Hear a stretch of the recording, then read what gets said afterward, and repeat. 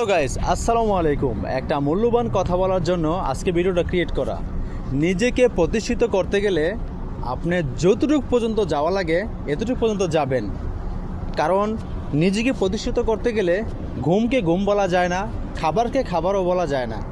আজকের একটা ব্যক্তিগত বিষয় থেকে সেই এক্সপিরিয়েন্সটা হাসিল করলাম আমি।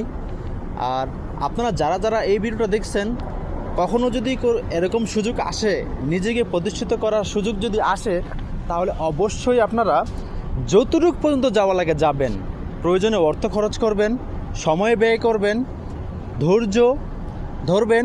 আর অবশ্যই আপনারা নিজেকে প্রতিষ্ঠিত করার জন্য একটু কষ্ট তো করতেই হবে।